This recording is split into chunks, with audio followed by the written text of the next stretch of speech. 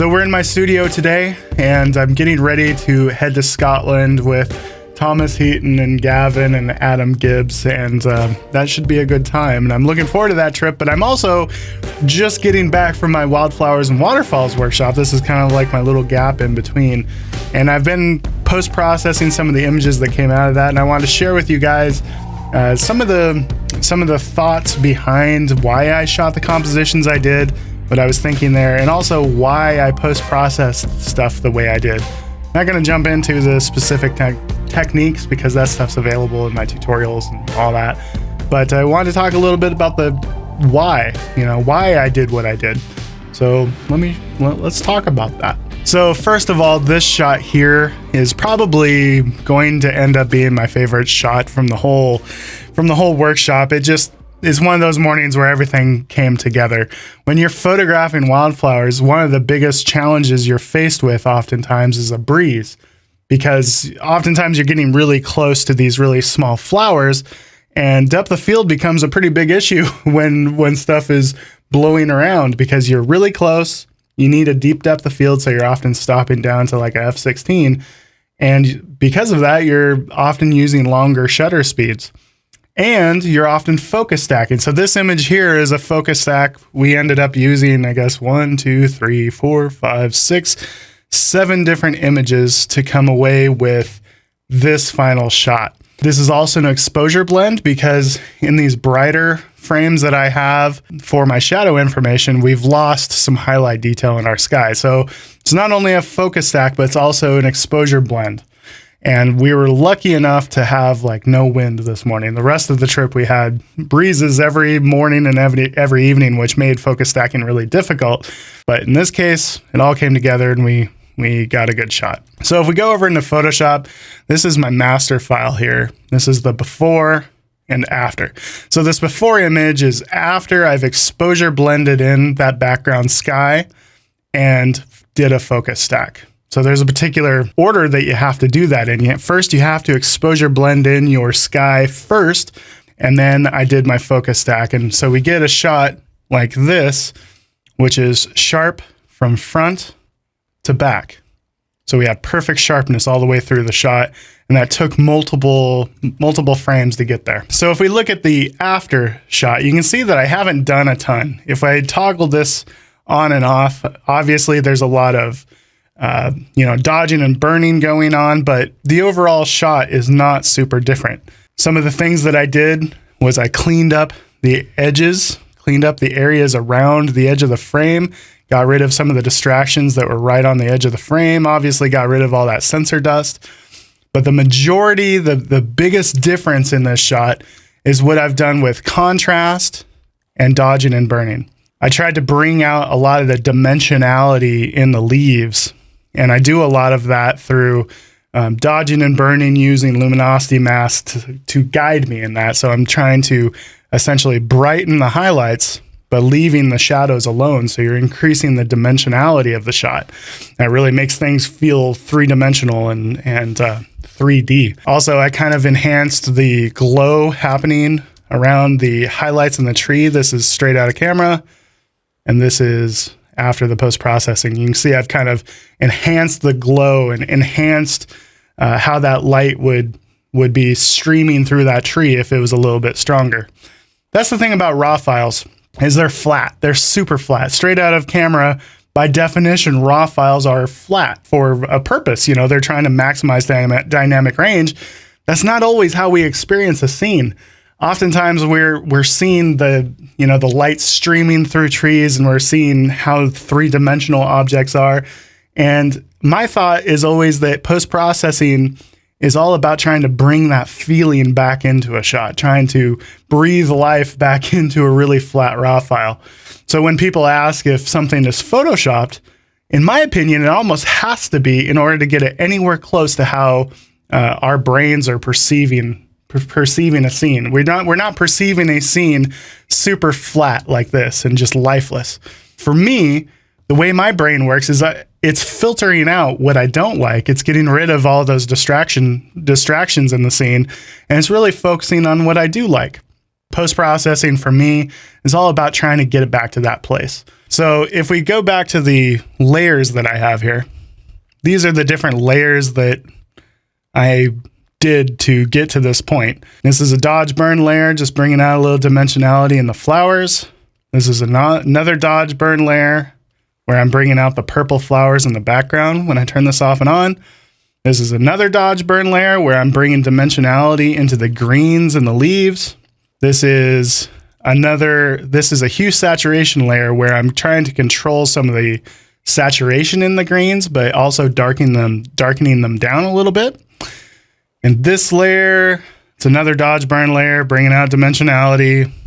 This is a dodge burn layer emphasizing the warm highlights in the sky. Another dodge burn layer emphasizing glow in the background. Another dodge burn layer emphasizing glow in the background.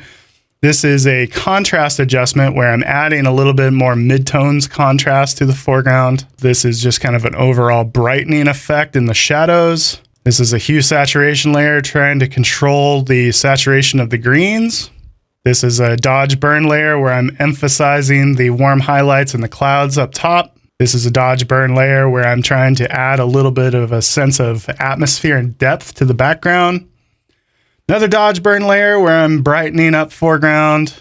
This is an Orton effect layer where I'm adding a little bit of glow. And you can see my files get quite large quite fast. It's not a simple edit, but oftentimes what I'm doing is I'm baby stepping towards the final result that I'm looking for. Contrast adjustment, just overall brightening the shot. Another contrast adjustment layer where I'm brightening the foreground. And then this is a cleanup layer where I'm getting rid of the sensor dust up here, as well as some of the distractions around the edge of the frame, like these flowers down here. And then this is just one more Orton effect layer where I'm adding just a little bit more glow to these limbs close to our light source. So everything I did here was emphasizing what I liked about the shot. I liked the colors, I liked the dimensionality, and I tried to really draw attention to the flowers, draw attention to the light streaming through the tree, and minimize everything else. So this shot here is actually coming from two different raw files. We have a fast shutter speed for the background because I liked the way the waterfall looked better in the background with that fast shutter speed. And then a slower shutter speed. This is probably 1/5 of a second for our foreground. And to me, this helped draw the eye through the shot. If it was all fast, this foreground water would look like junk. And if I went with this kind of slower shutter speed that looked great on the foreground, the background waterfall just looked awkward. It looked a little bit stuttery. It wasn't quite long enough or wasn't quite fast enough.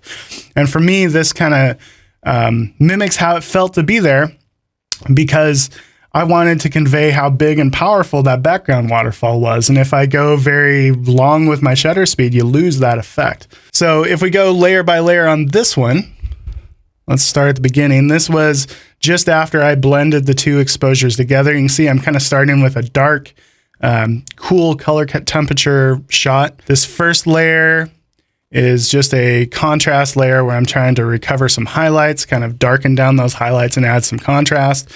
Another one where I'm darkening down the foreground, kind of like a manual vignette to push the eye back.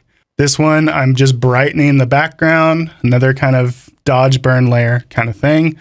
And now I'm brightening the shot through a mid-tones contrast. This is a dodge burn layer where I'm bringing out some of the greens. Another dodge burn layer where I'm adding a little bit of dimensionality to some of the rock formations. This is another darkening layer where I'm darkening down this foreground. And then this is a dodge burn layer where I'm adding a little bit of warmth to the background. Another dodge layer where I'm adding even more haze and glow to that background. This is just a small cleanup layer where I'm cleaning up just a few little distractions. This is a brightness contrast adjustment layer where I'm darkening down the shot just a tiny bit, adding some contrast. This is a dodge layer where I'm adding a whole bunch of dodging to areas in the water and on the rock formation. So if I go before, after, I'm just trying to add a little bit of glow and interest to some of the areas to kind of give it a little bit more eye candy.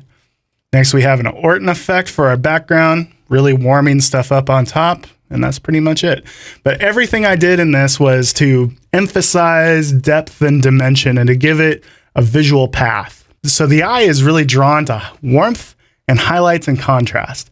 And if you notice in this shot, it slowly transitions from a cooler color temperature back to that background where it's a slightly warmer color temperature. The eye is going to be drawn to that warmth. It's also going to be drawn to that extra texture and detail that we have in that background waterfall. So those two things together kind of give it a visual path.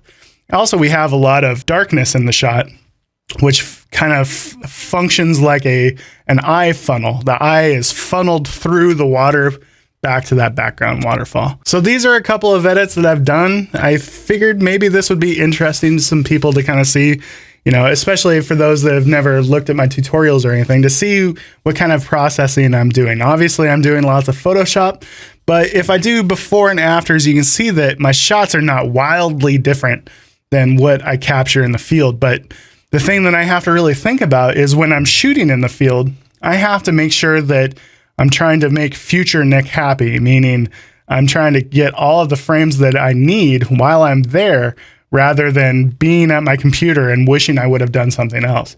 So in the case of this shot, it's going to be making sure that I get the two different shutter speeds and making sure that I have a wide variety of shutter speeds to choose from in case one doesn't look good. Because it's very difficult to look on the back of your camera and to tell what you're going to like shutter speed wise, because you're looking at something the size of a baseball card.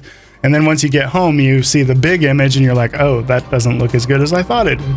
And in the case of this other image, it's making sure that we have the full dynamic range of that sky, as well as enough focus stack images to put together a shot that has perfect sharpness from front to back. You can't do this with hyperfocal distance and get things perfectly sharp. And I like things tack sharp, perfectly sharp. Okay, so hopefully this has been interesting to you guys. Next time you will see me, I will be in Scotland hanging out with the guys. So I'm looking forward to that. And yeah, I'll catch you guys in the next video. Take it easy, everybody.